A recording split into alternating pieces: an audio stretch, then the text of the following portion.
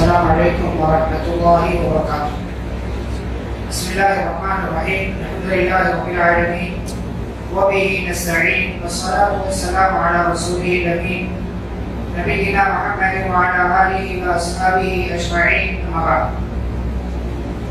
آج کی اس مجلس میں ہم تذکرہ کر رہے ہیں حضرت عاصم بن ثابت رضی اللہ تعالیٰ عنہ. حضرت عاصم بن ثابت رضی اللہ تعالیٰ عنہ کون ہیں اور کس طریقے سے اسلام لائے اور اسلام لانے کے بعد انہوں نے کیا کارنامہ انجام دیا. چند ایک باتیں بہت اختصار کے ساتھ آپ کی خدمت میں پیش ہیں. ان کا نام کیا ہے؟ عاصم بن ثابت بن قیس بن عصمہ بن نعمان اوسی. مدینہ کے اندر دو مشہور قبیلے تھے. کون کون سے قبیلے؟ اوس اور خزرج. یہ دو مشہور قبیلے تھے. اسی میں سے ایک قبیلے اوس کے تھے حضرت عاصم بن ثابت رضی اللہ تعالی. اور مدینہ ہجرت کرنے سے پہلے نبی صلی اللہ علیہ وسلم نے جو مدینہ والوں سے ملاقات کی مکہ کے اندر ایک گھاٹی میں جسے بیعت عقبہ کہا جاتا ہے, اور جو دو مرتبہ ہوئی, تو دوسری مرتبہ جو بڑی بیعت ہوئی تھی جس میں 75 لوگ شریک ہوئے تھے, اسی میں حضرت عاصم بن ثابت رضی اللہ تعالیٰ عنہ بھی تھے. اور اسی موقع سے حضرت عاصم رضی اللہ تعالیٰ عنہ مسلمان ہوئے.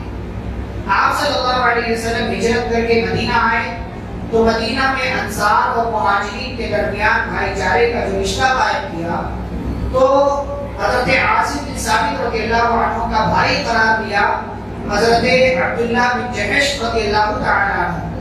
تو یہ دو صحابہ یعنی عبداللہ بن جحش مہاجر صحابی تھے اور عاصم بن ثابت انصاری صحابی تھے. تیر اندازی میں اور بہادری میں بڑے ماہر تھے. تیر اندازی میں تو بہت ہی زیادہ ماہر تھے حضرت عاصم بن ثابت رضی اللہ تعالیٰ, اور لڑنے میں میدان جنگ میں شجاعت و بہادری کا مظاہرہ کرنے میں بھی بڑے ماہر تھے. آپ صلی اللہ علیہ وسلم نے خود ان کی تعریف کی ہے, یعنی ان کے لڑنے کی تعریف کی ہے. ہوا یہ کہ جب بیعت عقبہ میں شریک ہوئے اور آپ صلی اللہ علیہ وسلم نے بتا دیا کہ کس کس بات پر تمہیں مجھ سے بیعت کرنا ہے, کہ ہر صورت حال میں تم میری حفاظت کرو گے, میری مدد کرو گے, میرا ساتھ دو گے. ایسا نہیں ہے کہ میں مکہ چھوڑ کر کے تمہارے پاس مدینہ آؤں تو تم لوگ مجھے بے یار و مددگار چھوڑ دو گے. مختلف باتوں پر بیعت کی تھی آپ صلی اللہ علیہ وسلم نے. اسی موقع سے حضرت عاصم بن ثابت رضی اللہ تعالیٰ عنہ نے نبی صلی اللہ علیہ وسلم کو جواب دیا تھا. جب آپ صلی اللہ علیہ وسلم نے سوال کیا کہ اچھا بتاؤ تم میری حفاظت کرنے کے لیے دشمنوں سے کیسے مقابلہ کرو گے, تو حضرت عاصم بن ثابت رضی اللہ عنہ نے جواب دیا تھا کہ اگر دشمن 100 ہاتھ کی یا 100 گز کی دوری پر رہے گا تو ہم تیر سے مقابلہ کریں گے, یعنی ان پر تیروں سے حملہ کریں گے. اور اگر وہ کچھ اور قریب آ جائے گا تو ہم نیزوں سے حملہ کریں گے. اور اگر وہ ہمارے بالکل سامنے آ جائے گا تو ہم تلوار نکال کر کے سامنے جا کر کے اس سے مقابلہ کریں گے. تو پیارے رسول صلی اللہ علیہ وسلم نے ان کے اس بروقت جواب پر ان کی تعریف کی اور فرمایا من قاتل فلیقاتل کما یقاتل عاصم, کہ جو جنگ کرنا چاہتا ہے تو اسے ایسے ہی جنگ کرنا چاہیے, ایسے ہی لڑنا چاہیے جیسے عاصم بن ثابت لڑتے ہیں اور عاصم بن ثابت نے جو طریقہ بتایا. آپ صلی اللہ علیہ وسلم کے ساتھ جنگ بدر میں اور جنگ احد میں شریک رہے, اور جنگ احد میں نہایت ہی بہادری کا مظاہرہ کیا. بلکہ کافروں کے حملے کے بعد جب مسلمان بکھر گئے, وہ حملہ جو خالد بن ولید رضی اللہ عنہ نے کیا تھا کافروں کی طرف سے, اس حملے کے بعد جب مسلمان بکھرے اور آپ صلی اللہ علیہ وسلم کی شہادت کی افواہ بھی ہوئی, تو چند ایک صحابہ کو چھوڑ کر تمام صحابہ بکھر گئے, تمام صحابہ منتشر ہو گئے. انہی صحابہ میں جو لوگ نبی صلی اللہ علیہ وسلم کے آس پاس موجود تھے اور آپ کی حفاظت کر رہے تھے, حضرت عاصم بن ثابت رضی اللہ تعالیٰ عنہ بھی تھے. اور جنگ احد میں بعض روایتوں کے مطابق 2 لوگوں کو اور بعض روایتوں کے مطابق 4 لوگوں کو جو ایک ہی گھر کے تھے حضرت عاصم بن ثابت رضی اللہ تعالیٰ عنہ نے قتل کیا. اور یہ بہادری کا مظاہرہ یا یہ مکمل واقعہ اس طریقے سے ہوا کہ جب جنگ ہوتا یہ تھا, دستور یہ تھا جنگوں کا اس زمانے میں کہ بیک وقت ایک فوج دوسرے فوج پر حملہ نہیں کرتی, یعنی سارے آ کر کے حملہ کریں، بلکہ پہلے تنہا تنہا مقابلہ ہوتا تھا، اکیلے اکیلے مقابلہ ہوتا تھا، یا ایک دو لوگ آتے تھے اور پھر مخالف فوج سے ایک دو لوگ آتے تھے. تو ایسے ہی مشرکین کی طرف سے اس نے جھنڈے کو اٹھا رکھا تھا. بنو عبد الدار قبیلے کا تھا، اس کا نام طلحہ بن ابو طلحہ تھا. طلحہ بن ابو طلحہ جھنڈا اٹھا کر کے آگے بڑھا اور مقابلے کے لیے پکارا. تو بعض روایتوں کے مطابق حضرت زبیر بن عوام رضی اللہ عنہ اور بعض روایتوں کے مطابق عاصم بن ثابت رضی اللہ تعالیٰ عنہ آگے بڑھے، اس سے مقابلہ کیا، اسے ختم کر دیا. جب وہ طلحہ بن ابو طلحہ ختم ہوا تو اس کا بھائی ایک عثمان بن ابو طلحہ وہ آگے بڑھا، اس نے جھنڈا اٹھا لیا، اس کو عاصم بن ثابت نے قتل کیا. پھر ایک تیسرا بھائی آیا اسی کا، اس نے جھنڈا اٹھایا، اس کو قتل کیا گیا. بعض روایتوں کے مطابق حمزہ رضی اللہ عنہ نے اس کو قتل کیا. پھر جو پہلے قتل ہوا تھا طلحہ، اس کا بیٹا آیا، پھر دوسرا بیٹا آیا، پھر تیسرا بیٹا آیا. اس طریقے سے ایک ہی جنگ میں جنگ شروع ہوئی، اس سے پہلے ہی ایک ہی گھر کے 6 افراد کو یہ کے بعد دیگرے قتل کیا گیا. ان 6 میں سے بعض روایتوں کے مطابق 2 اور بعض روایتوں کے مطابق 4 لوگوں کو حضرت عاصم بن ثابت رضی اللہ عنہ نے قتل کیا تھا. یہ جب جنگ ختم ہو گئی اور جنگ ختم ہونے کے بعد چونکہ مشرکین بظاہر جیت گئے تھے، تو مشرکین جو ہے وہ خوشی منانے لگے اور یہاں وہاں دیکھنے لگے. تو ایک عورت تھی طلحہ بن ابو طلحہ کی بیوی، مشرکین کی طرف سے جو تھی، وہ اپنے شوہر کو اپنے بچوں کو تلاش کرتی ہوئی میدان میں پہنچی. تو اسے ایک جگہ اپنے شوہر کی لاش دکھائی دی، تو ساری خوشی اس کی ختم ہو گئی. پھر آگے بڑھی تو ایک بیٹے کی لاش دکھی، پھر آگے بڑھی تو ایک اور بیٹے کی لاش دکھی، پھر آگے بڑھی تو ایک اور بیٹا جو مرا تو نہیں تھا لیکن اس کا آخری وقت چل رہا تھا، سانس چل رہی تھی. اس سے پوچھا اس کی ماں نے کہ بتاؤ میرے بچے تم کو کس نے قتل کیا؟ تو اس نے یہ جواب دیا کہ مجھے اور میرے بھائیوں کو، میرے باپ کو قتل کرنے والا عاصم بن ثابت ہے. بہرحال چاہے 2 کو قتل کیا ہو یا 4 کو، لیکن ایک ہی گھر کے افراد کو حضرت عاصم بن ثابت رضی اللہ عنہ نے قتل کیا. اب جب ماں نے یہ سنا تو رونے لگی، چیخ اور دہاڑ مار مار کر رونے لگی. اور اس کے بعد جب اپنے قبیلے میں واپس ہوئی، وہ مالدار تھی، ایک پورے قبیلے کے سردار کی بیوی تھی، مالدار تھی. اس نے اعلان کیا کہ جو بھی عاصم بن ثابت کا سر لا کر کے میرے سامنے پیش کرے گا، میں اس کو منہ باری رقم دوں گی، اور سر اس لیے تاکہ اس کی کھوپڑی میں شراب رکھ کر میں پی سکوں. یہ اس نے اعلان کیا. اعلان سنتے ہی سارے لوگ خوش ہو گئے اور حضرت عاصم بن ثابت رضی اللہ تعالیٰ عنہ کو قتل کرنے کا پلان بنانے لگے. یہ پلان اس طریقے سے کامیاب ہوا کہ سن 4 ہجری میں جنگ احد شوال سن 3 ہجری میں ہوئی. شوال کا مہینہ گیا، ذی-القعدہ کا مہینہ آیا، ذی-الحجہ کا مہینہ آیا، پھر محرم کا مہینہ آیا 4 ہجری. یہ 3-4 مہینے ختم ہوئے تو صفر کا مہینہ آیا. صفر سن 4 ہجری کا مہینہ آیا تو ایک نہایت ہی دلخراش اور تکلیف دینے والا حادثہ صحابہ کرام کے ساتھ پیش آیا. اس نے رسول اللہ صلی اللہ علیہ وسلم کو جھنجھوڑ کر رکھ دیا، اور یہ واقعہ سیرت کی کتابوں میں رجیع کے حادثے سے مشہور ہے. رجیع کے حادثے سے مشہور ہے. ملک کے عزل اور قارہ کے کچھ لوگ آئے. اب چونکہ انعام کا اعلان سب نے سن رکھا تھا تو ہر کوئی عاصم بن ثابت کو مارنا چاہتا تھا. تو عاصم بن ثابت رضی اللہ تعالیٰ عنہ کے قتل کرنے کا پلان دیکھیں کس طریقے سے بنایا اور کامیاب ہوا. عزل اور قارہ کے کچھ لوگ آئے، انہوں نے نبی صلی اللہ علیہ وسلم سے کہا کہ ہمارے علاقے کے لوگ دین کی باتیں سیکھنا چاہتے ہیں، آپ ہمارے ساتھ کچھ لوگوں کو بھی بھیج دیجیے تاکہ وہ جا کر کے ہمارے علاقے میں لوگوں کو دین کی باتیں بتائیں. پیارے نبی صلی اللہ علیہ وسلم نے بعض روایتوں کے مطابق 6 صحابہ کو اور بعض روایتوں کے مطابق 10 صحابہ، اور 10 صحابہ والی بات صحیح بخاری کے اندر موجود ہے. 10 صحابہ کو ان کے ساتھ بھیج دیا، اور نبی صلی اللہ علیہ وسلم کا یہ دستور تھا کہ جب بھی کوئی لشکر چاہے چھوٹا یا بڑا 5-10 جتنے بھی افراد کا بھیجتے تھے تو اس کا ایک امیر بنا دیتے تھے. اس 10 رکنی، اس 10 ممبران کی کمیٹی اور جماعت کا امیر حضرت عاصم بن ثابت رضی اللہ تعالیٰ عنہ کو پیارے نبی صلی اللہ علیہ وسلم نے بنایا. یہ لوگ آگے بڑھے تو رجیع نام کا چشمہ آیا، حوض کہنے پانی کا تالاب پہلے، وہاں پر یہ لوگ پہنچے تو یہ جو لوگ ان کو لے کر کے آ رہے تھے ان لوگوں نے دھوکہ دے دیا. ان لوگوں نے دھوکہ دے دیا اور دھوکہ دے کر کے پہلے سے پلان بنا رکھا تھا. چنانچہ رعل، زکوان اور بنو لحیان ان قبیلوں کے تقریباً 100 تیر اندازوں کو عاصم بن ثابت رضی اللہ عنہ کے چھوٹے سے دستے کے پیچھے لگا دیا اور کہہ دیا کہ جاؤ اس لشکر پر حملہ کرو اور اس دستے پر حملہ کرو. اچھا ابھی تک کسی کو معلوم نہیں تھا کہ اس دستے میں عاصم بن ثابت بھی ہے, کسی کو نہیں معلوم تھا کہ اس میں عاصم بن ثابت بھی ہے. چنانچہ یہ 100 کے 100 تیر انداز گئے اور 10 صحابہ کے قدموں کے نشانات کے پیچھے چلتے گئے. یہ 10 صحابہ ایک ڈھیلے پر ایک اونچی جگہ پر چھوٹی پہاڑی پر پہنچ چکے تھے. یہ لوگ نیچے سے ہی لوگوں نے آواز دی اور کہا کہ دیکھو, گھیر لیا چاروں طرف سے اور کہا کہ دیکھو ہم تم پر حملہ نہیں کرنا چاہتے ہیں, بس ہم یہ چاہتے ہیں کہ ہم تمہیں مکہ لے جائیں اور تمہیں مکہ والوں کے حوالے کر دیں. تم لوگ ہمیں اپنے آپ کو ہمارے حوالے کر دو, ہم تمہیں کچھ نہیں کہیں گے. عاصم بن ثابت رضی اللہ تعالیٰ عنہ امیر تھے. ساتھیوں نے 10 کے 10 ساتھیوں نے ایک دوسرے کی طرف دیکھا اور بظاہر یہ کہنے لگے کہ ہمیں ہتھیار ڈال دینا چاہیے کیونکہ سامنے 100 کے قریب ہے اور ہم صرف 10 ہیں.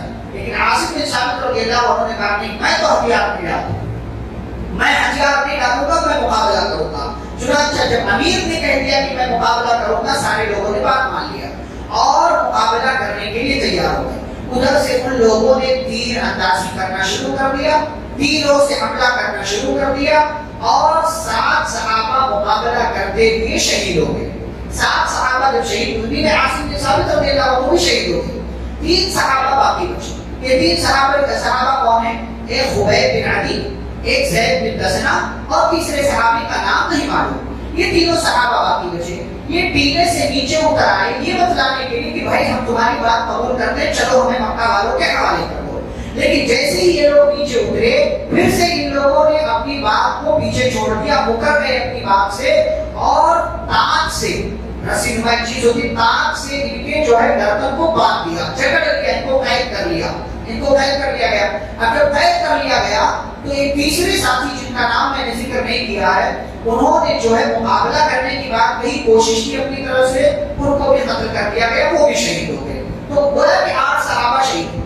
ان بقیہ 2 لوگوں کو لے کر کے یہ لوگ مکہ گئے اور مکہ میں 2 لوگوں کے بلکہ مکہ والوں کے حوالے کر دیا گیا اور مکہ والوں نے ان دونوں کو 2 الگ الگ لوگوں کے حوالے کر دیا.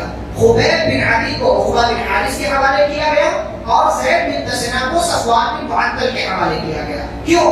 کیونکہ ان دونوں صحابہ نے ان دونوں آدمیوں کے باپ کو جنگ بدر میں قتل کیا تھا, جنگ بدر میں قتل کیا تھا.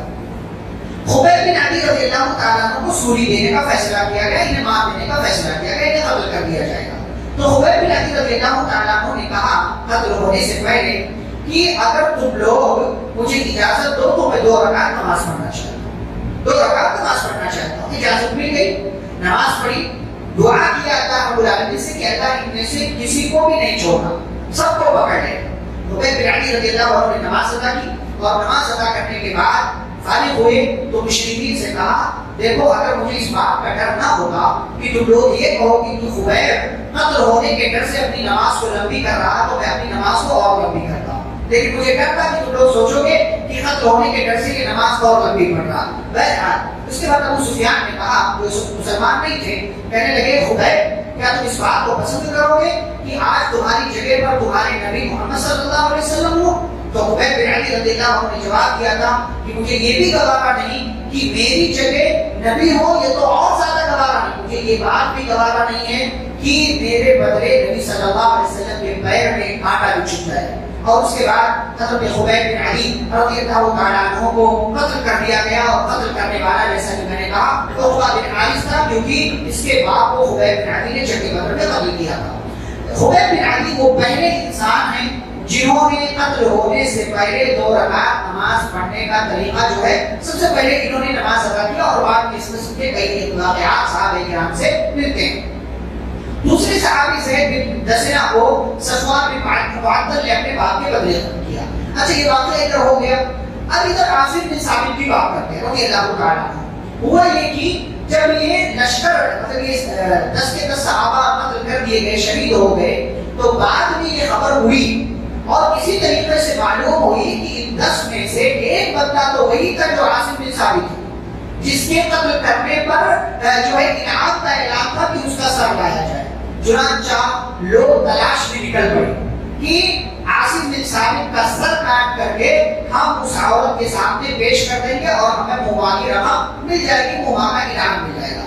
لیکن یہ بات عاصم بن ثابت رضی اللہ عنہ نے بھی سن رکھی تھی، یہ اعلان سن رکھا تھا کہ میرے سر کو کاٹنے کا اعلان ہوا ہے اور فلاں عورت میرے سر میں شراب رکھ کر کے پیے گی۔ تو انہوں نے اللہ تعالیٰ سے دعا کیا تھا قتل ہونے سے پہلے، اللہم انی حمیت دینک اول النہار فاحمی لی لحمی آخرہ، کہا اللہ تعالیٰ سے دعا کیا تھا اے اللہ میں نے تیرے دین کی حفاظت کی ہے، لہذا اے اللہ تو میرے گوشت کی حفاظت کرنا، میرے جسم کی حفاظت کرنا۔ اور جب یہ لوگ تلاش کرتے کرتے اس مقام تک پہنچے جہاں صحابہ کو قتل کیا گیا تھا، عاصم بن ثابت رضی اللہ عنہ کی لاش کے پاس جب پہنچے تو لاش کو شہد کی مکھیوں نے اور بھیڑوں نے گھیر رکھا۔ جیسے یہ لوگ قریب پہنچتے تھے وہ ساری بھیڑیں شہد کی مکھیاں ان کے اوپر حملہ کر دیتی تھی، ان کے اوپر۔ تو ان لوگوں نے کہا کہ بھائی ابھی دن ہے اس لیے شہد کی مکھیاں اور یہ بھیڑ یہاں موجود ہیں، ایک کام کرتے رات ہو جائے گی تو شہد کی مکھیاں چلی جائیں گی تو ہم جو ہے ان کی لاش کو لے کر کے چلے جائیں گے۔ پلان بنا لیا گیا، لیکن اللہ نے بندے کی حفاظت کرتا ہے تو ایسے کرتا ہے کہ ساری چالیں ناکام ہو کر رہ جاتی ہیں۔ جب شام ہوئی شہد کی مکھیاں دور ہوئی، اللہ کی طرف سے بارش ہوئی اور اس علاقے میں ایسی بارش ہوئی کہ علاقے والوں کے حساب سے ویسی بارش سے پہلے کبھی نہیں ہوئی۔ پوری رات بارش ہوتی رہی اور اس بارش کے پانی نے عاصم بن ثابت رضی اللہ تعالیٰ عنہ کی لاش کو وہاں پہنچا دیا جہاں انسان اس کا پتہ نہیں کر سکے۔ صبح ہوئی، پانی کم ہوا، عاصم بن ثابت رضی اللہ تعالیٰ عنہ کی لاش دوبارہ تلاش کرنے کی کوشش کی گئی لیکن کہیں پر بھی ان کی لاش نہیں ملی۔ عمر بن خطاب رضی اللہ تعالیٰ عنہ کو یہ بات معلوم ہوئی تو انہوں نے کہا اللہ اپنے نیک بندوں کی حفاظت ان کے مر جانے کے بعد بھی ویسے ہی کرتا ہے جیسے دنیا میں ان کی حفاظت کرتا ہے۔ اور یاد رہے عمر بن خطاب رضی اللہ تعالیٰ عنہ حضرت عاصم بن ثابت رضی اللہ تعالیٰ عنہ کے بہنوئی بھی ہیں، ان کی بہن حضرت عمر بن خطاب رضی اللہ تعالیٰ عنہ کے نکاح میں تھی۔ تو یہ تھے حضرت عاصم بن ثابت رضی اللہ عنہ، صحابی ہیں، اللہ کی ولی ہیں، کرامت ایسے ظاہر ہوئی، اللہ رب العالمین نے ان کی دعا اس طریقے سے قبول کی کہ ان کی لاش کی اللہ نے حفاظت کی اور دشمن ان کی لاش تک نہیں پہنچ سکے۔ اس طریقے سے عاصم بن ثابت رضی اللہ عنہ شہید ہوئے۔ ایک بیوی ان کی تھی ہند بنت مالک بن عامر، اور بیوی کیا ہوگی لیکن ان کا مجھے نہیں معلوم۔ ایک بیٹے تھے ان کا نام محمد تھا۔ حضرت عاصم بن ثابت رضی اللہ عنہ کی زندگی سے کیا سبق ملتا ہے؟ ایک سبق یہ کہ نبی کی طرف سے دفاع اور ڈیفنس کرنے کا جذبہ ہمارے اندر ہونا چاہیے۔ جب زندہ تھے تو صحابہ کرام نے ان کا دفاع کیا، ان کی طرف سے ڈیفنس کیا، چاہے جنگ میں ہو یا جنگ کے باہر ہو، علاقے میں ہو۔ آج نبی صلی اللہ علیہ وسلم زندہ نہیں ہے پھر بھی ان کا ایک حق ہمارے اوپر یہ ہے کہ ہم ان کی طرف سے دفاع کریں۔ کوئی ان کو برا کہے تو ہم نبی کی سیرت اس کے سامنے بیان کریں، کوئی نبی کے بارے میں غلط الفاظ نکالے تو ہم اس کو بتائیں کہ تم جو بول رہے ہو وہ غلط ہے۔ نبی کی طرف سے ڈیفنس، نبی کی طرف سے دفاع کرنا یہ ہماری ذمہ داری ہے۔ عاصم بن ثابت رضی اللہ تعالیٰ عنہ یہ بتاتے ہیں جیسا کہ انہوں نے جنگ احد میں نبی کی طرف سے دفاع کیا۔ دوسری بات، مختلف علوم، مختلف فنون، یعنی بہت سارا علم آپ سیکھیں، بہت سارے فنون، بہت ساری چیزوں کے آپ مہارت پیدا کریں۔ آج ہمارے یہاں بچے دیکھیں پڑھتے ہیں، نوجوان بڑے بڑے ہو گئے ہیں، تیرنا نہیں جانتے، سوئمنگ کرنا ان کو نہیں آتی، بہادری نہیں آتی ان کو۔ ہاں بس باڈی بنانے کی فکر اچھی بات ہے، طاقتور بنے اچھی بات ہے، وہ بھی ایک چیز ہے، لیکن ساتھ ہی ساتھ اور مختلف چیزوں میں مہارت پیدا کرنا ہے۔ ہمارے یہاں تیر اندازی، گھوڑ سواری کا مسئلہ بھی ہے، لیکن سوئمنگ وغیرہ، نشانے بازی، یہ ساری چیزیں ہمیں سیکھنا چاہیے۔ سوئمنگ تو مطلب آنا چاہیے تاکہ کبھی سیلاب کا موقع ہو اور کوئی حادثہ ہو تو ہم کسی کو بچا سکیں اور ہماری وجہ سے کسی کی جان بچ جائے۔ یہ ہنر، یہ طریقہ ہمیں سیکھنا چاہیے۔ عاصم بن ثابت رضی اللہ عنہ صرف صحابی نہیں، صحابی ہونے کے ساتھ ساتھ ایک بڑے بہادر انسان بھی تھے، ماہر تیر انداز بھی تھے اور ایک بہترین قائد بھی تھے، اور ہر صورت حال میں دشمنوں سے مقابلہ کرنے کا جذبہ ان کے پاس تھا۔ تیسری بات یہ کہ آخری سانس تک دین کی حفاظت کرتے رہو، ساتھیوں کی حفاظت کرتے رہو، اپنے لوگوں کی حفاظت میں آخری سانس تک لگے رہو۔